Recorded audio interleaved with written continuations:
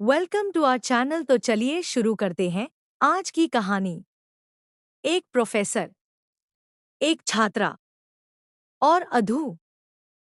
पुरानी हवेली के स्पीकर से निकली वह भारी आवाज दीवारों से टकराकर बार बार गूंज रही थी।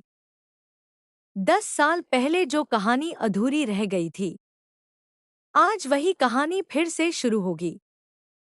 आवाज बंद होते ही हवेली में ऐसा सन्नाटा छा गया कि सभी को अपनी धड़कनें सुनाई देने लगी।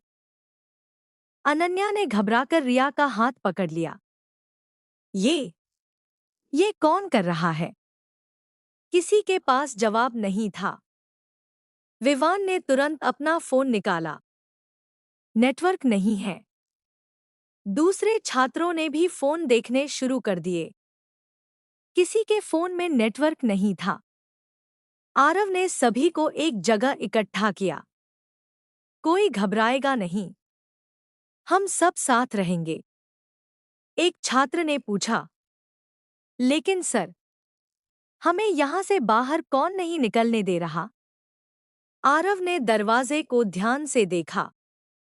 जिसने भी यह किया है, वह चाहता है कि हम डरें। इसलिए सबसे पहले हमें शांत रहना होगा। उनकी आवाज में आत्मविश्वास था, लेकिन भीतर उनका मन बेचैन था। क्योंकि वह आवाज सिर्फ डराने वाली आवाज नहीं थी। उसमें उन्हें अपने अतीत की एक झलक सुनाई दे रही थी। कुछ मिनट बाद विवान ने दरवाजे के पास जाकर उसकी जांच की। सर, यह बाहर से लॉक है। कोई दूसरा रास्ता? शायद पीछे की तरफ कोई रास्ता हो। आरव ने सिर हिलाया। चलो, लेकिन कोई अकेला नहीं जाएगा। सभी छात्र पीछे की ओर बढ़े। तभी अनन्या की नजर दीवार पर लगी एक पुरानी तस्वीर पर पड़ी। वह अचानक रुक गई। सर, आरव मुड़े। तस्वीर में वही हवेली थी, लेकिन उसके सामने लगभग 10 साल पहले खड़े 3 लोग दिखाई दे रहे थे। आरव, काव्या और प्रकाश शर्मा। अनन्या के पैरों तले जमीन खिसक गई। उसने तस्वीर को ध्यान से देखा। ये मेरे पापा है। आरव कुछ नहीं बोले। सर, आप मेरे पापा को जानते थे? आरव ने नजरें झुका ली। हाँ। कितने समय से? बहुत पहले से। तो आपने मुझे कभी बताया क्यों नहीं? आरव के पास कोई आसान जवाब नहीं था। उन्होंने धीरे से कहा, क्योंकि कुछ बातें ऐसी होती हैं जिन्हें सही समय से पहले बताना किसी की जिंदगी बदल सकता है।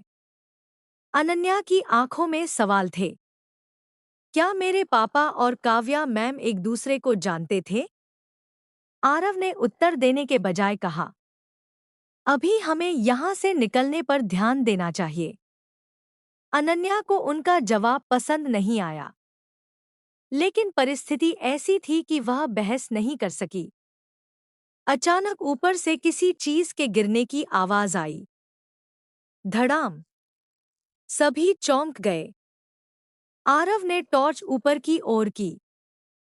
कोई ऊपर गया है? कोई जवाब नहीं। विवान ने कहा, मैं देखता हूं। नहीं, आरव ने तुरंत कहा, कोई अकेला नहीं जाएगा।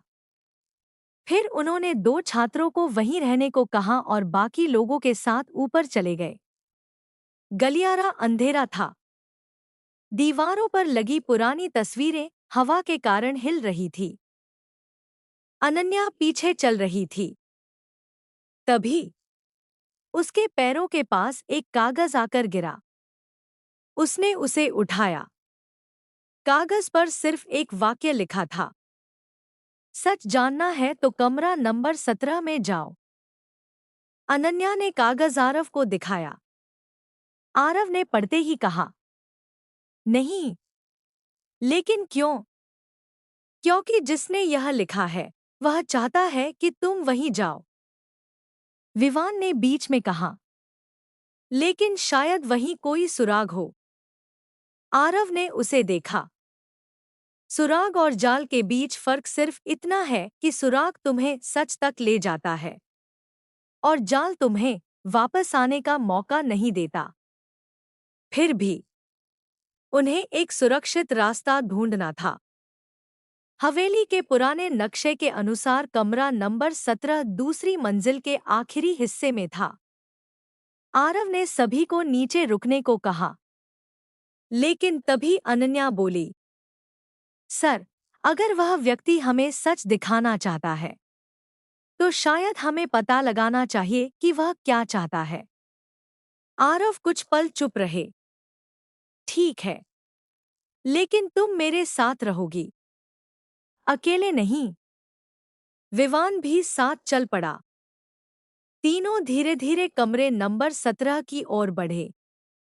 दरवाजे पर पुराना ताला लगा था। आरव ने उसे तोड़ने के लिए पास पड़ी लोहे की रॉड उठाई। एक जोरदार प्रहार। ठक। ताला नहीं टूटा। दूसरा प्रहार। ठक। तीसरे प्रहार के बाद ताला टूटकर नीचे गिर गया। दरवाजा चरमराते हुए खुला। अंदर एक छोटी सी मेज थी। उस पर 3 चीजें रखी थी। एक पुरानी तस्वीर, एक पेन ड्राइव और एक लिफाफा।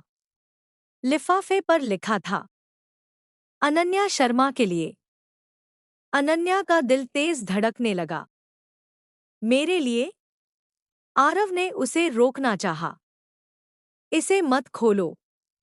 लेकिन अनन्या ने पहली बार दृढ़ता से कहा, सर, अगर मेरे परिवार से जुड़ा कोई सच है तो मुझे जानने का अधिकार है। आरव चुप हो गए। अनन्या ने लिफाफा खोला। अंदर एक चिट्ठी थी। उसने पढ़ना शुरू किया। अनन्या, अगर यह चिट्ठी तुम्हारे हाथ में है तो समझो कि तुम्हारे पिता ने तुमसे बहुत बड़ा सच छिपाया है। तुम्हें बताया गया कि काव्या 10 साल पहले इस दुनिया से चली गई। लेकिन यह पूरी सच्चाई नहीं है। काव्या की कहानी उसी दिन खत्म नहीं हुई थी। वह उस रात किसी से मिलने गई थी और उसके बाद चिट्ठी अचानक फट गई। बाकी हिस्सा गायब था। अनन्या की आंखें भर आईं। आगे क्या हुआ? आरव ने कोई जवाब नहीं दिया।